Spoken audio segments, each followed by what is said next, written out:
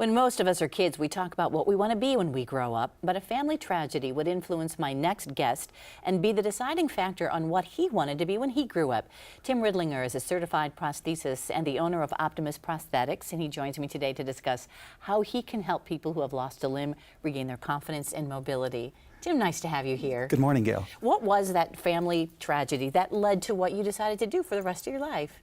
Well, my story began in a nice sunny day in September in 1964. Started with a little 4-year-old girl, and she was riding the tractor with her grandpa.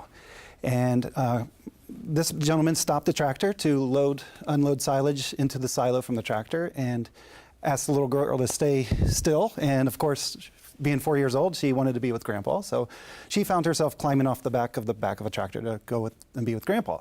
Unfortunately, she stepped down on the power takeoff of a tractor, and she lost her limb through her knee. And this is your sister? This was my sister, Vicky, yes. It was before I was born, and so I grew up watching someone who could overcome great adversity with just a little bit of an advocacy care approach, and then providing that individual with the proper tools. And those individuals, when provided such resources, can do great things. You know, what's interesting is we're talking about what, in the 60s here, right? It was in the 1960s. And so there weren't a lot of what's available now to folks who've lost a limb. And in fact, you brought what your own father made for your sister because there was nothing. Correct. Really. Yeah, correct.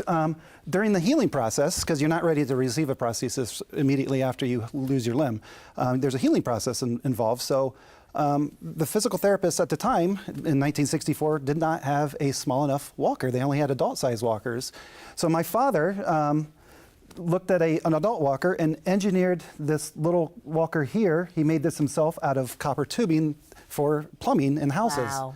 And as she grew, he would simply add additional copper tubing to it to keep up with her growth. But she could get around the house without a prosthesis and before she received her initial prosthesis. So we've come a long way. You obviously made this a career. Yes. Your sister was your inspiration. Absolutely. What are some of the newest things that you're excited about that are helping people today? Well, when people think of technology, prosthetists immediately want to talk about the latest and greatest feet, the latest and greatest microprocessor knees, the myoelectric hands, and all this great technology is coming out.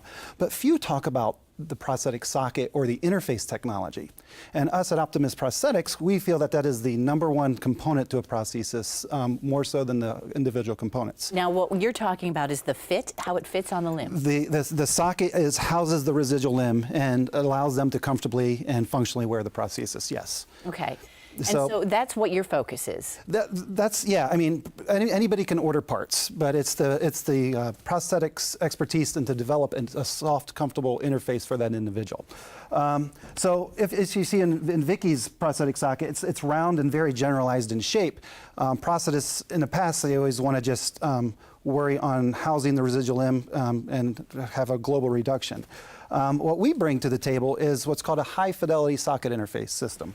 And here's an example of this here.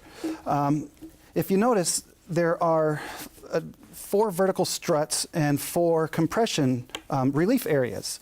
So instead of just housing globally, what we're trying to do is get down onto the intrinsics of the bone. The skeletal anatomy is actually what moves an individual's limb. The soft tissue kind of gets in the way of that, and you have a lot of wasted energy if it's just a generalized shape.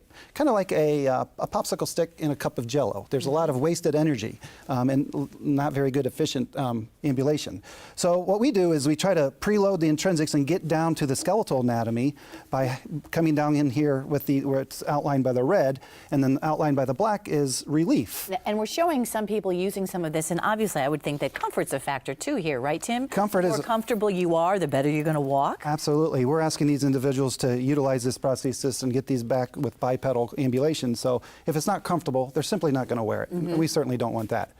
We're looking at adults, but is this available for children too? Yes, pediatric cases alike. The socket is really what's custom about it, where my expertise comes in. And then we put the knee and the foot in alignment to whatever makes them stable and efficient.